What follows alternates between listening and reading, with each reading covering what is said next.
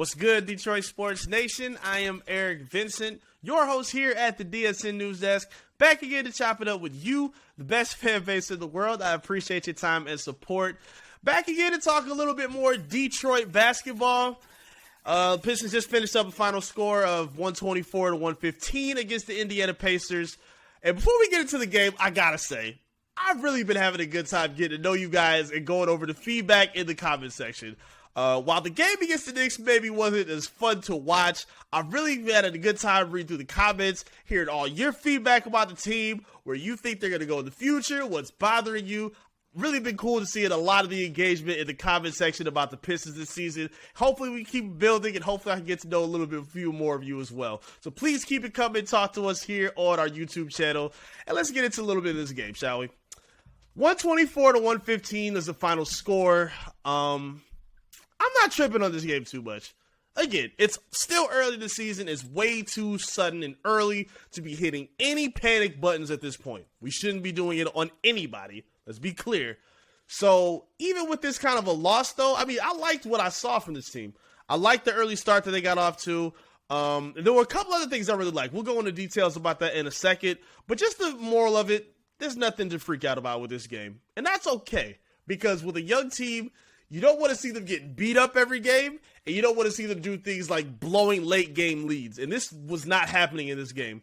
Again, they got off hot, with a 35-point first quarter. Kind of fizzled out a little bit after that, but it was still a lot of promising things that I was encouraged by with the Pistons tonight.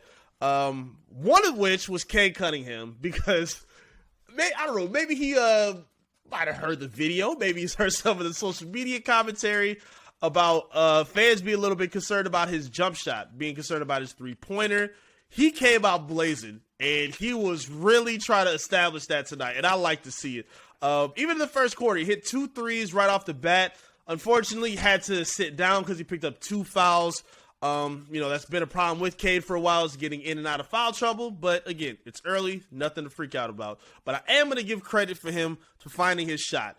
Again, the first few games of the season, he's been playing more as a floor general and a facilitator. But now, when he gets into that bag of trying to find his shot and be aggressive, Cade is a dangerous player. Cade is a bad man when he's going into that bag. So I liked what I saw from him. 22 points tonight, 8 of 19 from the field, but 4 of 8 from 3. And he just seemed a lot more comfortable and fluid with his shot. He stepped into a lot of his own threes. Normally, to start the season, actually, he's been doing a lot of threes where he's playing in catch-and-shoot situations. He was hunting off the ISO a lot in this game, and I like that aggressive nature from Cade Cunningham. The Pistons are only going to go as far as I don't want to say as far as he can take them, but they're not going to be able to be as successful if he's not at the top of his A game. We're seeing some blossoming performances from other players, but he's the most important on this roster, and the Pistons are going to need him to be on top of his game in order for them to get to where they want to be. So I was pleased by the game that I saw from Cade. Didn't really turn the ball over too much, only 2 turnovers, played some decent defense, here and there, but again, I was happy to see that he was hunting his shot a lot more. Something else I really like to see today, Pistons attack the glass. I've been concerned about their lack of size all season, or thus far with the start of the season, but they were very active today. They didn't win the rebounding battle. They lost 59-53 to the Pacers, but there were 3 different Pistons in double figures with rebounds. Jaden Ivey had 11 boards, Sadiq Bey had 11 boards, and Isaiah Stewart had 16. That's fantastic to see. I was super happy about that because Jalen Duren had been basically a one-man band in terms of grabbing rebounds and hitting the glass.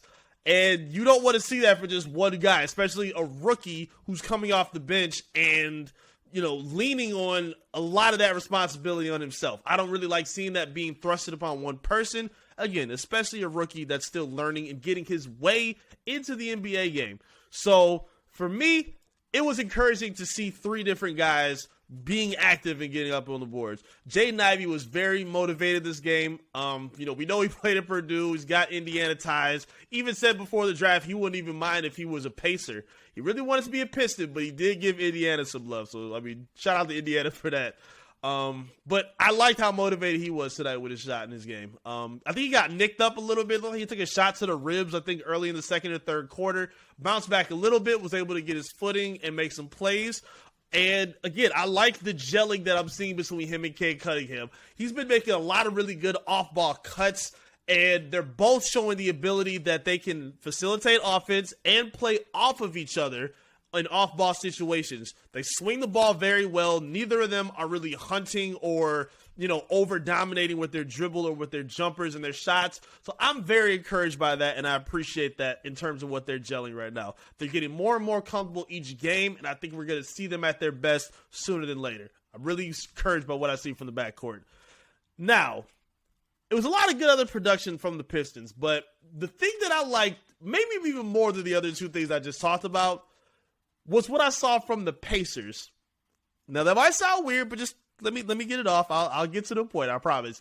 Benedict Mathurin came out extremely motivated. We just talked about Jaden Ivey had motivation. Benedict Mathurin looked like he played with a giant chip on his shoulder the entire game. 27 points off the bench, 10 of 18, 5 of 8 from deep, 7 boards, very good defense. He seems like a great all-around player. I think he's going to be a good gem for Indiana. I think he'll be a tremendous building block for them. But what we saw on the court with how he was playing, he wasn't just playing his behind off. He was letting the Pistons hear about it too.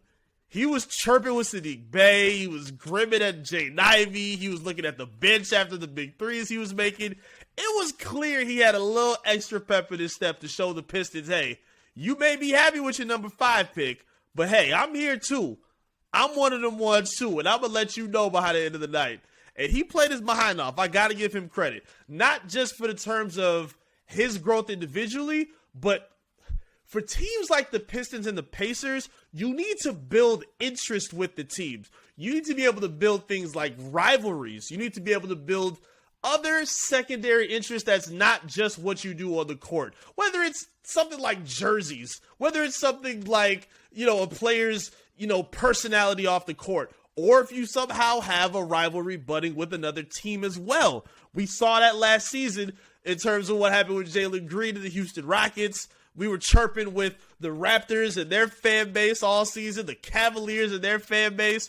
We were dealing with all that last season. And I think adding another team who, again, is on a similar trajectory as the Pistons in a rebuild mode, I think it gives the team one more reason to be watched. It gives them one more reason to be interesting. It's not just about being good on the basketball court. You got to be interesting, too. You can't just be, play like the Spurs of old with, old school plays and old school. No. You have to have some kind of intrigue. It's 2022. People care not just about the product on the court. They care about storylines as well. Fans want to be entertained as well as, satisfied with the product that they see from their team on the court. And I think this helps this tremendously. I think seeing that these young, hungry guards in a time where people complain and wonder about how competitive the NBA is, nah. These guys are hungry, and they show it, and I love it. I like Benedict Mathurin's game. I wouldn't have minded if the Pistons had to draft him.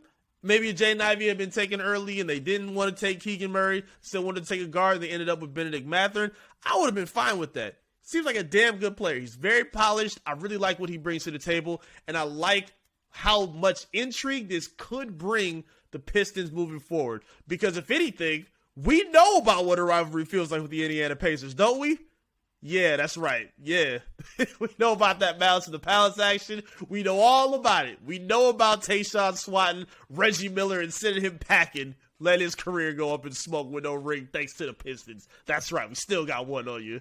But I appreciate that. It makes it that much more interesting. It makes these kind of games entertaining for teams that, who knows, they may be terrible by the end of the year. But having these kind of sidebar conversations and storylines will make your team that much more intriguing. And I think this helps the Pistons tremendously. So, again, 1-2 for the year. I'm not going to trip off on the third game of the year when they take an L. It's going to be a long season, and it's going to be an entertaining one. And I'm excited to see what else comes of it. But again, I want to hear from you guys, man. Talk to me in the comment section. Let me know how you felt about the Pistons tonight. Are you hopeful about what's happening for the rest of the season?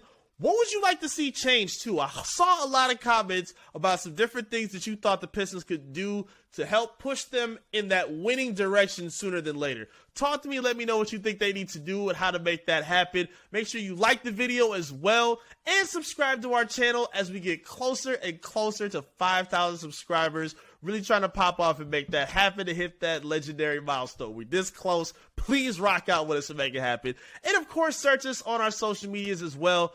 Facebook, Twitter, Instagram, TikTok, all of the above. Search and follow Detroit Sports Nation. And follow me as well at I am Eric Vincent so I can stay tapped in with you all season long. I'll be back here again soon enough right here with you at the DSN News Desk. Peace.